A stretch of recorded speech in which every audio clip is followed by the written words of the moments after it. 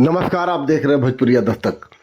13 नवंबर को बिहार के 4 सीटों पर उपचुनाव का मतदान होने वाला है और इसको लेकर 11 तारीख चुनाव प्रचार का अंतिम दिन है। लेकिन उससे एक दिन पहले यानी कि 10 नवंबर को तराड़ी विधानसभा क्षेत्र में एक कांड हो गया है।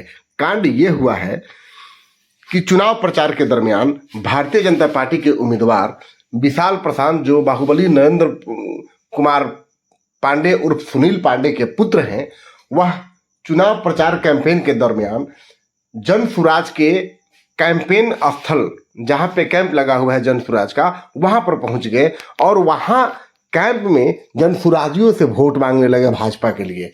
इस पर काफी बखेड़ा हो गया, काफी कुछ हुआ। क्या कुछ हुआ ये तो हम आपको सुना रहे हैं। वहाँ से जो घटनाक्रम में जो शामिल लोग थे, उस समय जो मौजूद लोग थे, उन्होंने क्या कुछ कहा, ये सब कुछ हम आपको सुना रहे हैं। लेकिन इस कांड के बाद यह स्पष्ट रूप से जन सुराजियों के लिए बोलने का एक नया प्लेटफॉर्म मिल गया है, प्लेटफॉर्म। और इस पर चुनाव प्रचार में कमान संभाल रहे जन सुराज के कद्दावर नेता और पूर्व एमएलसी प्रोफेसर रामबली सिंह चंद्रवंशी ने भोजपुरिया दस्तक से बात करते हुए क्या कुछ कहा, मैं वो सब सुनाऊंगा। लेकिन उससे पहले उस समय जब प्रशांत विशाल वहां पहुंचे थे तो किन लोगों से मुलाकात हुई और क्या कुछ हुआ, पहले आप वो सुन लीजिए। हम लोग भी गाड़ी से उतर ही रहे थे कि अचानक देखे कैंप में गाड़ी घुस गई। हम लोग उतर के पीछे से आए, यहाँ पे कैंप में चारों तरफ गाड़ी घूमी।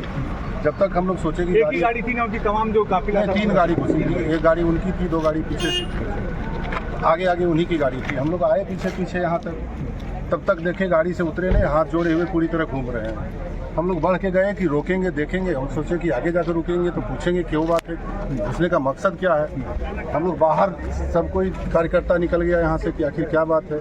सब बाहर तक गए तो उनकी गाड़ी सीधी स्पीड में चली गई। फिर 2 गाड़ी जो थी उसको हम लोग आगे रपेट के थोड़ा सा पूछे कि आखिर आप लोग का यहाँ आने का मकसद हम लोग जानना चाहते हैं कि किस मकसद से आए थे, कुछ तो बताएंगे, घुसने का मकसद क्या है। उन्होंने कुछ नहीं बताया। मेन मालिक बॉस से पूछिए क्या बात है। उसमें झड़प भी हुआ हम लोग का थोड़ा मोड़ा, मतलब आप शब्द बोलने लगे कि पूछना है पूछिए उससे। तो हम लोग कहे बताना चाहिए ना आपको कि घुसने का मकसद क्या है, कि यहाँ घुसे तो कुछ भी तो उसके पीछे मंशा होगी। उन्होंने बताया नहीं। फिर बोला कि आएंगे मालिक तो बताएंगे। थोड़ी देर बाद गाड़ी आई और फिर चले गए उन लोग। क्या देखा आपने? गाड़ी आई, भाषा में थोड़ी सी कठोरता थी। मैंने क्या हड़काना चाहते थे, डराना चाहते थे। अच्छा। लेकिन ये संस्कार की बात, यहाँ लोग शिष्टाचार से उनका, अगर वो आए ही थे तो हम लोग स्वागत भी कर देते, कोई दिक्कत नहीं। लेकिन आ करके आपने जो बात कही उसमें वो बात में कठोरता थी कि कौन है, क्या है, कैसे है।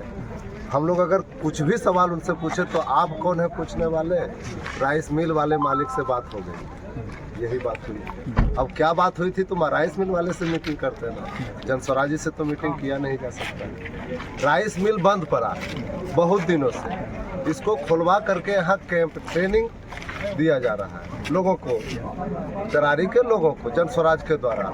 ये बात उनको जानकारी नहीं थी। ये कहावत है ना कि अर्धगल जरगिरी खलकत गया, तो जानकारी नहीं थी कि राइस मिल बंद है। अगर राइस मिल बंद है तो फिर इसमें आने की जरूरत क्या है, आप राइस मिल खुलवा देते अगर विकास करना चाहते थे। लेकिन विकास से तो कोई लेना देना है नहीं। आज विशाल प्रशांत जो तराड़ी के भाजपा उम्मीदवार हैं, सुनील पांडे के पुत्र, वो जन सुराज के कैंप में घुस गए थे।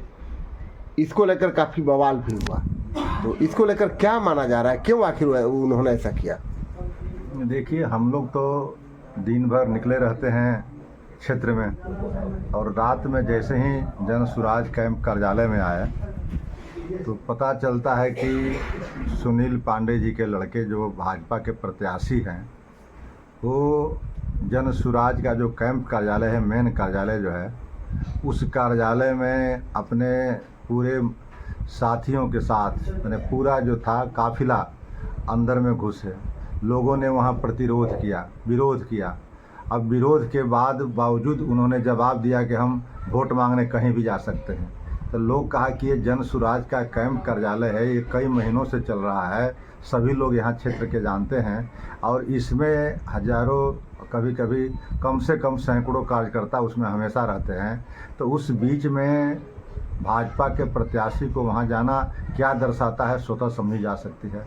तो यह हम लोगों ने हम समझ रहे हैं कि भाजपा प्रत्याशी अपना हार को देख करके फ्रस्ट्रेशन में इस तरह का अलोकतांत्रिक कदम या कहिए कि गुंडइज्म कहिए या कहिए कि दहशत फैलाने के लिए जो उनका पहले का चाल चरित्र था उसको दिखाने के लिए इस तरह का चरित्र इन्होंने किया।